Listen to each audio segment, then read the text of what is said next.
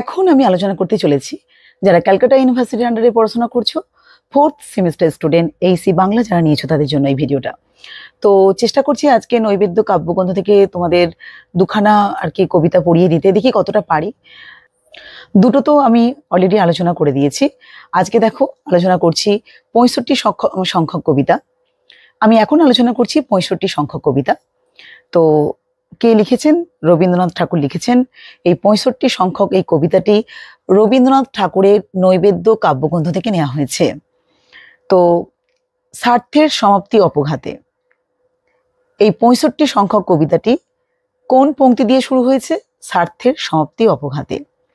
তো এই আলোচ্য কবিতাটির রচনার ঐতিহাসিক পটভূমিটা একটু আলোচনা করে দিই না। 19 শতকের শেষ দিকে ইউরোপের নব উন্মেষিত জাতীয়তাবাদের অভ্যুত্থান ঘটে। পাশ্চাত্য জাতি সমূহের তাদের বর্বরতা, তাদের অত্যাচার, তাদের উগ্রধর্মিতা লক্ষ্য করা যায়। আর এই প্রেক্ষাপট ছিল পাশ্চাত্য জাতিসমূহের বর্বরতার মুখোশ উন্মোচনের অত্যন্ত জরুরি। মানে প্রেক্ষাপটটা এটাই আর কি, যে কবিতাটি তৈরি হয়েছে সেই প্রেক্ষাপটেই। তো তৎকালীন রবীন্দ্র মানসে অর্থাৎ রবীন্দ্রনাথ ঠাকুর তিনি এই ব্যাপারটাকে তিনি লক্ষ্য করেন এবং তিনি অত্যন্ত ক্রুদ্ধ ছিলেন। তিনি পাশ্চাত্যের উগ্র জাতীয়তাবাদের বিরুদ্ধে তিনি সমালোচনা করেন। তিনি এই কবিতার মধ্যে রবীন্দ্রনাথ ঠাকুর ভারতবর্ষের তৎকালীন রাজনৈতিক পরিস্থিতি, ইংরেজদের উপনিবেশবাদ, সাম্রাজ্যবাদী জাতিবিদ্বেষ জনিত অত্যাচারের প্রতি অঙ্গুলি নির্দেশ করেন এবং 19 শতকে সেই স্বার্থপূর্ণ জাতি সমূহের ক্ষুধানলকে স্বার্থের সমাপ্তি অপঘাতে কবিতাটি দ্বারা উপস্থাপন করেছেন। তো আমরা এবার কবিতাটি লাইন বাই লাইন একটু পড়ার চেষ্টা করি, তাহলে বুঝবে কি বলছে। দেখো না, স্বার্থের সমাপ্তি অপঘাতে। স্বার্থের সমাপ্তি অপঘাতে মানে স্বার্থ সর্বস্বতা সংঘাতের মধ্যে দিয়েই সব শেষ। অকস্মাৎ পরিপূর্ণ স্ফীতি মাঝে দারুণ আঘাত, অর্থাৎ স্বার্থের সেবার দ্বারা যে অস্বাভাবিক বৃদ্ধি ঘটে তার মাঝে হঠাৎই ভয়ঙ্কর আঘাত নেমে আসে। বিদীর্ণ বিকীর্ণ করি চূর্ণ করে তারে, অর্থাৎ সেই আঘাত অস্বাভাবিক স্ফীতিকে বিচূর্ণ করে দেয়। কাল ঝঞ্ঝা ঝঙ্কারিত দুর্যোগ আধারে, মানে যুগের ক্রান্তি লগ্নে দুর্যোগময় অন্ধকারে তাকে নিক্ষেপ করে। একের স্পর্ধারে কবু নাহি দেয় স্থান, মানে বিশ্ববিধাতা সমগ্রর বদলে একের স্পর্ধাকে কিন্তু স্বীকার কিন্তু কখনো করেন না। দীর্ঘকাল নিখিলের বিরাট বিধান, মানে আবহমান কাল ধরে নিখিলের এই বিশ্ববিধাতার এটাই হচ্ছে কি নিয়ম। অর্থাৎ কি বললাম, যে স্বার্থের সমাপ্তি অপঘাতে মানে নির্লজ্জ একটা স্বার্থপরতার অনিবার্য পরিণতি কিন্তু ধ্বংস, শেষ। আর এই যে পরিপূর্ণ স্ফীতি, মানে সাম্রাজ্যবাদী শক্তিগুলি নিজেদের শক্তি দম্ভে স্ফীত, তারা একদম আরো কি বলবো, সাম্রাজ্যবাদী শক্তিগুলি নিজেদের শক্তি দম্ভে স্ফীত, তারাই জগতের প্রভু এবং এটাই তাদের ধারণা। কিন্তু ঈশ্বর তো তিনি তারপরে বলছে দেখো, এই যে বিদীর্ণ বিকীর্ণ করে চূর্ণ করে দাঁড়ায়, অর্থাৎ কি, আর কাল ঝঞ্ঝা ঝঙ্কারিত দুর্যোগ আধারে, মানে অপরের ধনসম্পদ লুণ্ঠন করে শক্তিমান সাম্রাজ্যবাদী রাষ্ট্রগুলি আজ স্ফীত হয়ে উঠেছে। এই ধনসম্পদ তারা চিরদিন করায়ত্ত করে রাখতে পারে না। মহাকালের আঘাতে তার অবলুপ্তি কিন্তু অনিবার্য। এই যে এখানে বলছে একের স্পর্ধারে কবু নাই দেয় স্থান, মানে শক্তিমান রাষ্ট্র দুর্বল রাষ্ট্রকে পদানত করে নিজের স্বার্থভরে সকলের উপরে মাথা তুলে দাঁড়াতে চায়। যারা শক্তিমান যে রাষ্ট্র, দুর্বল রাষ্ট্রগুলিকে অত্যাচারে নিষ্পেষিত করতে চায়, কিন্তু বিধাতা তিনি সেটা কিন্তু কখনো তিনি সহ্য করবেন না। একের স্পর্ধাকে, একের অহংকারকে বিধাতা কিন্তু কোনোদিন সহ্য করবে না। এই দীর্ঘকাল নিখিলের বিরাট বিধান, অর্থাৎ বিশ্বে কোনো রাষ্ট্র চিরকাল স্পর্ধিত অহংকারে আধিপত্য করতে পারে না। অতীতের কোনো রাষ্ট্র প্রবল পরাক্রমে অনেক অন্যকে আর কি হারিয়ে পর্যদস্ত করে বড় হয়েছিল, কিন্তু কালক্রমে তারা কিন্তু নিশ্চিহ্ন হয়ে গেছে। কোনো রাষ্ট্র চিরকাল স্পর্ধিত অহংকারে আধিপত্য করতে পারে না। এমন অতীতে অনেক ঘটনা আছে, দেখতে পাবে যে রাষ্ট্র প্রবল পরাক্রমে অন্যকে হয়তো পরাজিত করেছে, করে হয়তো বড় হয়েছে, কিন্তু কালের নিয়মে কিন্তু তলিয়ে গেছে। দেখো নেক্সট, স্বার্থ যত পূর্ণ হয় লোভ ক্ষুধা নল। অর্থাৎ শক্তিমান রাষ্ট্র জাতির লোভ ক্ষুধা আগুনের মতন ক্রমশ বেড়ে যায়। তত বলছে দেখো, তত তার বেড়ে ওঠে কি বলছে, দেখো তত তার বেড়ে ওঠে বিশ্ব ধারাতল। মানে ততই আর কি লোভ, আগুনের ক্ষুধা ক্রমশ কি হয়, বেড়ে যায়।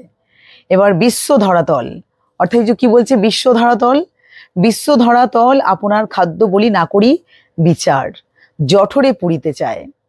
মানে সমগ্র বিশ্বকে তখন সে বিচার না করে নিজের খাদ্যরূপে গ্রাস করতে চায়। কি বলছে এখানে, যে শক্তিশালী সাম্রাজ্যবাদী জাতির পররাজ্য গ্রাসের লালসায় এত ভয়ঙ্কর যে তারা সকল রাজ্যকে যেন গ্রাস করতে চায়। ঠিক আছে, বিভৎস আহার বিভৎস ক্ষুধারে করে নির্দয় নীলাজ। মানে স্বাভাবিক ক্ষুধার আহার কিন্তু স্বাভাবিক হয়, কিন্তু ক্ষুধা বিকৃত বিভৎস হলে তখন আর আহারটাও তার বিভৎস হয়ে যায়। এদের মধ্যে লজ্জা সংকোচের কোনো আর বালাই থাকে না। তেমনি শক্তিমান জাতি কখনো পররাজ্য গ্রাস করে চলে, তখন তার মধ্যে কোনো লজ্জাবোধ থাকে না। এইভাবে বলছে, তখন গর্জিয়া নামে তব রুদ্র কি বাজ। তখন তখন কি হয়, ওই সাম্রাজ্যবাদী রাষ্ট্রগুলি তখন তাদের এই লালসা কি করে, পররাজ্য গ্রাস করে চলে, কিন্তু তখন ভগবান তার উপরে কি করে, ওই বজ্রদণ্ড তার উপর নিক্ষেপ করে তাকে কি করে, ধ্বংস করে। অর্থাৎ এখানে বলছে যে তখন গর্জিয়া নামে তব রুদ্রবাজ, অর্থাৎ তখন তোমার এই ক্রুদ্ধ নির্মম বজ্ররূপ শাস্তি নেমে আসে। তাই তো, কার উপরে, ওই অহংকারী যারা, তাদের উপরে, যারা সাম্রাজ্যবাদী যারা শক্তিমান রাষ্ট্র, তাদের উপরে ছুটি আছে জাতি প্রেম মৃত্যুর সন্ধানে। অর্থাৎ অন্ধ জাতীয়তাবাদ আসলে আত্মহননের পথেই তারা ছুটে চলেছে। আর কি না, বাহি স্বার্থ তরী, অর্থাৎ স্বার্থের নৌকা চালনা করে, আর গুপ্ত পর্বতের পানে, অর্থাৎ কোনো গোপন পর্বতের দিকে। এটাই বলছে যে জাতিপ্রেম হলো উগ্র জাতীয়তাবাদ, এবং এই উগ্র জাতীয়তাবাদ শেষ পর্যন্ত ধ্বংসের কি হয়, কারণ হয়ে দাঁড়ায়। তো আশা করি বুঝতে পেরেছো কবিতাটার মধ্যে কি বলতে চাইলো কবি, যে এখানে যে একটা সাম্রাজ্যবাদী যে একটা চিত্র, তাদের যে একটা লোভ লালসা, ঠিক আছে, তাদের যে একটা খিদে, সেটাকেই তুলে ধরার চেষ্টা করেছে। অর্থাৎ এই বিশ্বের সাম্রাজ্যবাদী রাষ্ট্রগুলি আধুনিক মারণাস্ত্রের অধিকারী হয়ে বিশ্বের দুর্বল রাষ্ট্রগুলির উপরে অত্যাচার করে চলছে। তারা তাদের স্বার্থকে চরিতার্থ করার চেষ্টা করছে, গোটা বিশ্বে তারাই আধিপত্য বিস্তার করার চেষ্টা করছে। কিন্তু রবীন্দ্রনাথ ঠাকুর এই ব্যাপারটাকে দেখে তিনি এতটাই মর্মাহত, এতটাই তিনি রাগান্বিত, এতটাই তার লেখনীর একটা ভাবনা চিন্তা তার মধ্যে উদয় হয়। তিনি এই নৈবেদ্য কাব্যগ্রন্থের 65 সংখ্যা কবিতার মধ্যে তিনি তুলে ধরেন যে কিভাবে ভগবান কিন্তু এই একক স্পর্ধাকে কিন্তু কখনো সহ্য করবেন না। হ্যাঁ, এই যে যাদের মধ্যে লালসা ক্ষুধা, এই যে সাম্রাজ্যবাদী রাষ্ট্রগুলি বিভৎস রূপ আর কি, তাদের যে একটা বিভৎস চরিত্র, একটা চিত্র, এটা রবীন্দ্রনাথ তুলে ধরেছেন। কিন্তু বিশ্ববিধাতা এই বিধানে এই যে অত্যাচারী মনোভাব, অত্যাচারী ভাবনা চিন্তা, এই লোভ লালসা, বিধাতা ঈশ্বর কিন্তু এগুলো সহ্য করবেন না, তাদের উপরে কিন্তু শাস্তি নেমে আসবে। এই উগ্র জাতীয়তাবাদ নিজেদের শ্রেষ্ঠত্ব প্রমাণের জন্য তারা উন্মাদের মতন তারা কি মৃত্যু পর্বতের পানে ছুটে চলছে। কিন্তু এই স্বার্থের একটা স্বার্থ, তাদের নিজেদের স্বার্থে তারা এতই অন্ধ হয়ে গেছে, উগ্র জাতীয়তাবাদ নিজেদের মৃত্যুর পথই কিন্তু নিজেরা সৃষ্টি করে রাখছে। অর্থাৎ রবীন্দ্রনাথ ঠাকুর এখানে বলতে চাইছেন যে তাদের এই যে আকাশ চুম্বী প্রত্যাশা, এই যে তাদের একটা স্বার্থপর একটা ভাবনা চিন্তা, লোভ লালসা হিংসা, দুর্বল রাষ্ট্রগুলিকে বারবার ধরে তাদের উপর অত্যাচার নিয়ে আসা, কিন্তু ঈশ্বর ভগবান বিধাতা ওই সমস্ত সাম্রাজ্যবাদী রাষ্ট্রগুলিকে কিন্তু কোনোদিনই এই একক স্পর্ধা কিন্তু কখনো সহ্য করবে না। সেখানে ইতিহাসের পাতাও তোমরা দেখবে এমন কালের নিয়মে এমন অনেকেই যারা হয়তো একসময় নিজেদের দাপট দেখিয়েছে, তারা কিন্তু একসময় ধ্বংস হয়ে গেছে। তো এইভাবেই রবীন্দ্রনাথ ঠাকুর কিন্তু এই কথাটাই এখানে বলতে চেয়েছে। তো আশা করি বুঝতে পেরেছো। দেখো, তো একটা এমসিকিউ ডিসকাস করে দিচ্ছি। স্বার্থের সমাপ্তি কবিতাটি কার লেখা? রবীন্দ্রনাথ ঠাকুর। স্বার্থের সমাপ্তি অপঘাতে কত সংখ্যক কবিতা? 65 সংখ্যক কবিতা। স্বার্থের সমাপ্তি অপঘাতে কবিতাটি কোন কাব্যগ্রন্থ থেকে নেওয়া হয়েছে? নৈবেদ্য। অপঘাত শব্দের অর্থ কি? অকাল মৃত্যু। বিদীর্ণ বিকীর্ণ শব্দের অর্থ কি? চূর্ণ বিচূর্ণ। কালঝঞ্ঝা শব্দের অর্থ কি? প্রলয় সৃষ্টিকারী ঝড়। নিখিল বলতে কি বোঝানো হয়েছে? বিশ্ব ব্রহ্মাণ্ড। জঠর শব্দের অর্থ কি? পেট। বিভৎস বলতে কি বোঝানো হয়েছে? ভয়ঙ্কর। বিভৎস আহার শব্দের অর্থ কি? অমানসিক খাদ্য। নীলাজ শব্দের অর্থ কি? লজ্জাহীন। রুদ্রবাজ শব্দের অর্থ কি? রুদ্ররূপী, এখানে বর্জাস্ত্র। আপনার খাদ্য বলি না করি বিচার, বলি শব্দের অর্থ কি? বলবান বা শক্তিশালী। জাতিপ্রেম বলতে কি বোঝানো হয়েছে? অর্থাৎ সাজাত্য প্রীতি। স্বার্থের সমাপ্তি কিসে? অর্থাৎ অপঘাতে। একটু লাইন কোনগুলো ভালো করে রেডি করে রাখবে, তাহলে ধরতে পারবে। দীর্ঘকাল নিখিলের বিরাট বিধান কি? একের স্পর্ধার স্থান না দেয়া। গর্জিয়া কি নামে? অর্থাৎ রুদ্রবাজ নামে। জাতিপ্রেম কোথায় ছুটছে? অর্থাৎ মৃত্যুর সন্ধানে। একের ড্যাশ কবু নাই দেয় স্থান, অর্থাৎ স্পর্ধারে। দেখো, স্বার্থের সমাপ্তি অপঘাতে কবিতাটি কি ধরনের কবিতা? সনের ধর্মী। স্বার্থের সমাপ্তি অপঘাতে কবিতাটির স্তববিন্যাস কি? 6+6+2। একে স্পর্ধারে কবু নাই দেয় স্থান, এখানে কোন কবিতার অন্তর্গত? এটা নৈবেদ্যের কোন কবিতার অন্তর্গত? ওখান থেকে লাইন তুলে দিতে পারে ভেতর থেকে। তাহলে স্বার্থের সমাপ্তি অপঘাতে এই কবিতার আর কি অন্তর্গত। স্বার্থের সমাপ্তি অপঘাতে কবিতাটি প্রসঙ্গ হলো কি? এই বুয়োর যুদ্ধ। পরিপূর্ণ স্ফীতি মাঝে দারুণ আঘাত, এখানে স্ফীতি কথার অর্থ কি? যেটা হচ্ছে প্রাচুর্যকে বোঝানো হচ্ছে। জঠর একটু আগে আলোচনা করলাম, সামর্থ্য শব্দ পেট, তো এটা উদরও হয়। নিখিল কথার অর্থ কি? এখানে যেমন ধরো সবগুলো সমগ্র ধরাতল হয়, বিশ্ব চরাচর হয়, সমগ্র বিশ্ব ব্রহ্মাণ্ড। তো তোমরা একটু ওয়ার্ড মিনিং গুলো ভালো করে একটু করে যাবে, আর কনসেপ্টটা তো দিয়েই দিলাম, তার সঙ্গে কিছু এমসিকিউ ডিসকাস করে দিলাম। আশা করি তোমাদের কোনো প্রবলেম হবে না। তো চলো দেখছি আর একটা কবিতা পড়িয়ে দিতে। দেখো, তারপরে যেটা আলোচনা করছি 70 সংখ্যক কবিতা, নৈবেদ্য কাব্যগ্রন্থ থেকে নেওয়া হয়েছে 70 সংখ্যক কবিতা। কি বলছে প্রথমেই দেখো, তোমার ন্যায়ের দণ্ড, অর্থাৎ ভগবানের হাতে আছে ন্যায়দণ্ড, ঈশ্বরের হাতে আছে ন্যায়দণ্ড। এই ন্যায়দণ্ড হলো ন্যায় বিচারের আর কি প্রতীক। তারপরে কি? প্রত্যেকের করে, অর্থাৎ সকল মানুষের হাতে। হ্যাঁ, প্রত্যেকের করে মানে কি? সকল মানুষের হাতে অর্পণ করেছো নিজে। অর্পণ মানে কি? ভগবান তার ন্যায়দণ্ড তুলে দিয়েছেন প্রতিটি মানুষের হাতে, কারণ মানুষই তো তার প্রতিনিধি। সেই কারণে প্রত্যেকের আর কি দেখো পরে, অর্থাৎ প্রত্যেকের পরে দিয়েছো শাসন ভার, প্রত্যেকের হাতেই তুমি শাসনের দায়িত্ব দিয়েছো।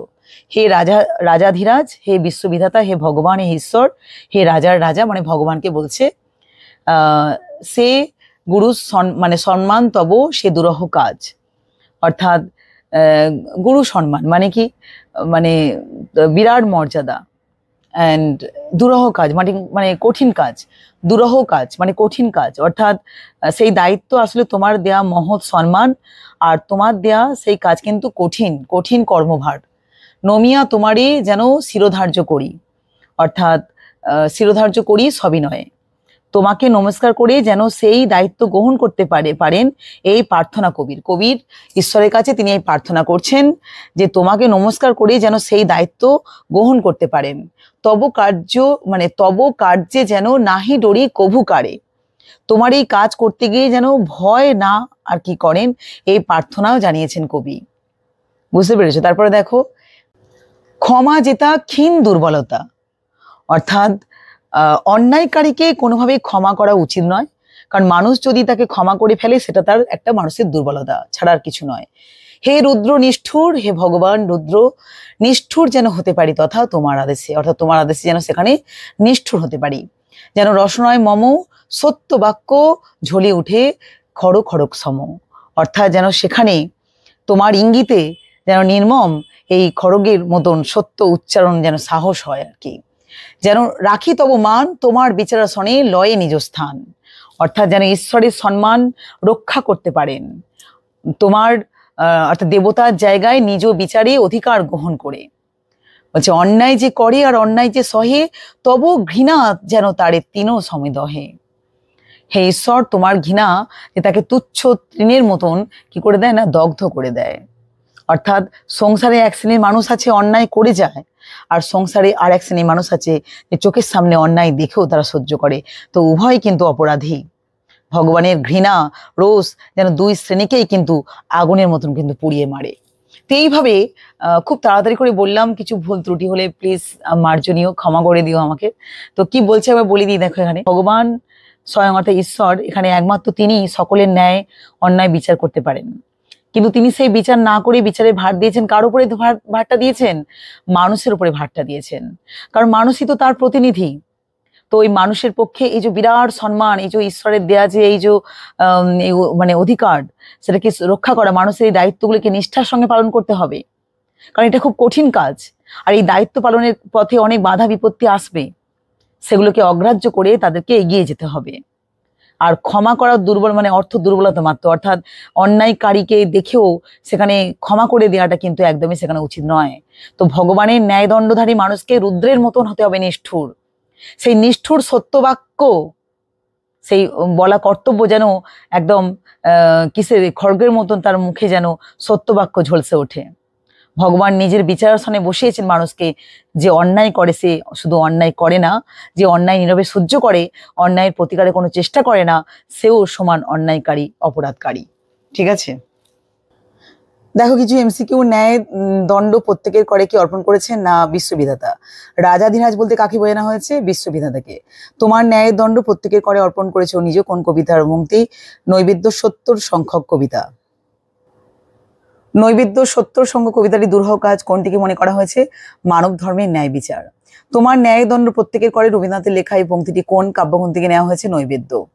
তব কার্যে যেন নাহি ডরি, এখানে তব কার্য বলতে কোন কাজ? অর্থাৎ মানব ধর্মকে পালন করা। ক্ষমা যেটা ক্ষীণ দুর্বলতা, অর্থাৎ এই পংক্তির মধ্যে কি বলতে চাইছে?